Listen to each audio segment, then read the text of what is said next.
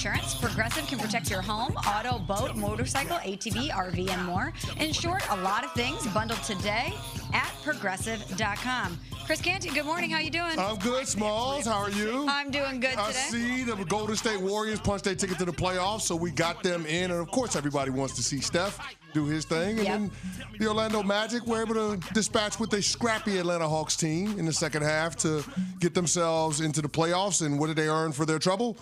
A 7-game series with the Boston Celtics. Yeah, congratulations. They'll be lucky if it goes 5.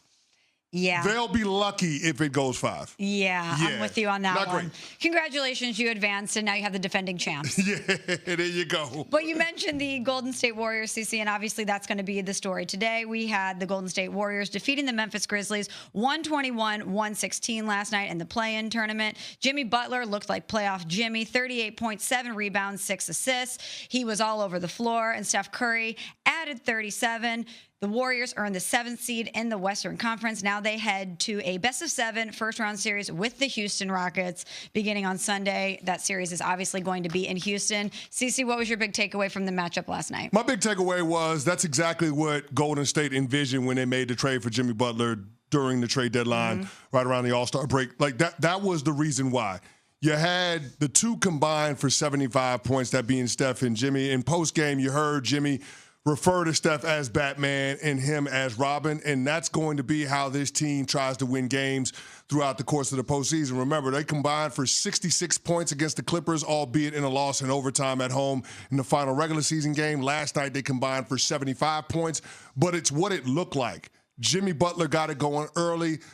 21 of his 38 points came in the first half. 22 of Steph Curry's points came in the second half. So you can see there was that balance. And from possession to possession, when you watch Steph Curry, it's perpetual motion. That guy is running all over the court. There was one possession where Steph Curry, and they tracked it based on next-gen stats, he ran 143 feet. 143 feet in a half-court set in order to get an opportunity for a corner three. We're showing it on ESPN2. But it ends up being an and one from the corner. But Steph Curry, at this advanced age, can't do that every single time down the court, which is why you have Jimmy Butler. Right. You have an opportunity to give Steph Curry a break, being able to get the ball to Jimmy in isolation. He's going to get a bucket or get to the free throw line.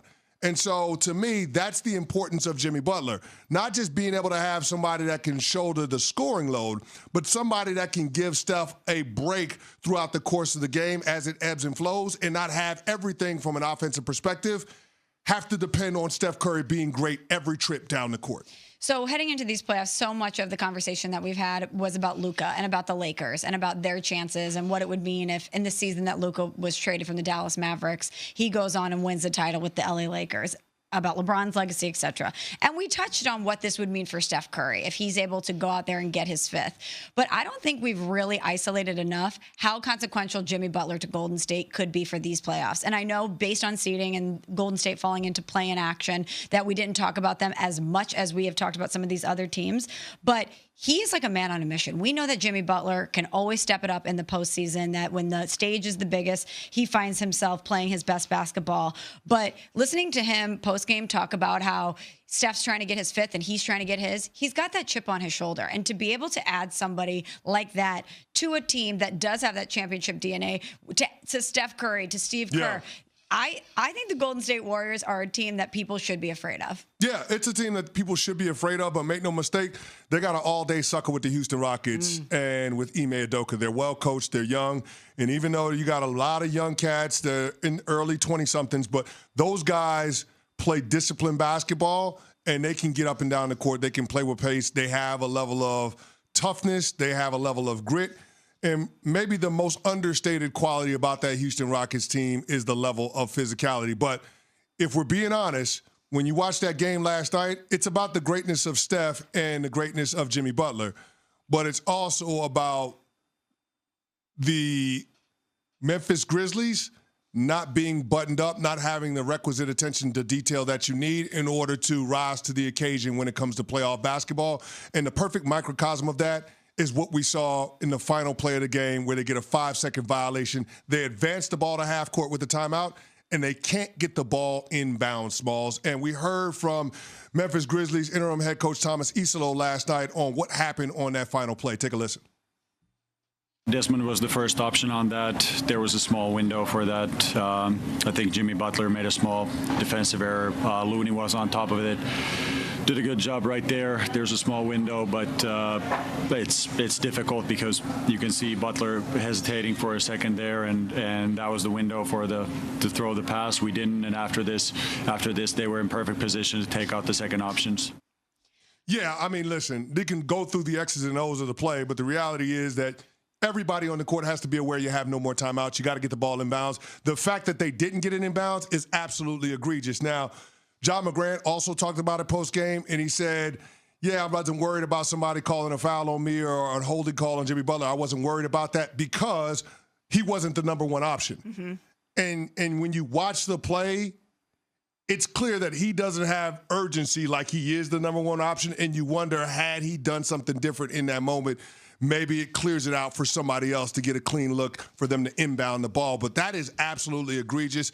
They don't have anybody to blame but themselves for that one. You can try to pit it on the refs, but the Memphis Grizzlies gave up the ghost when it comes to that play and overall when it comes to how they performed last night. They have to be better if they're going to expect to be in the postseason. If they're going to try to get into a 7-game series with OKC, their performance at home on Friday night is going to have to be a lot better than what we saw yesterday. You got glimpses of it in the third quarter where they mounted a huge comeback after being down 20, so give them credit for that.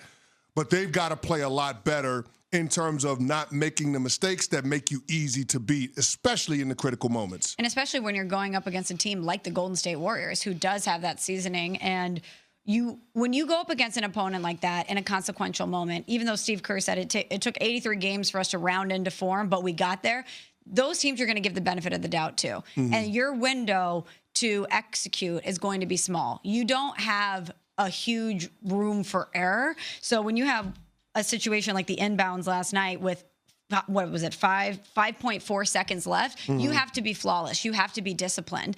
And what is part of the conversation that we've been having about the Memphis Grizzlies all season long? You get flashes of it, but consistently you haven't been able to see that from them. And at this point in the season, in the postseason, that stuff will expose you. And we saw it last night with Memphis. Yeah, I mean, listen, Memphis hasn't beaten a team in the Western Conference with a record over 500 since January. Conversely, the Golden State Warriors, since the All-Star break, have the second best record in the West. They're 23-7 in games with Jimmy Butler. That's the contrast.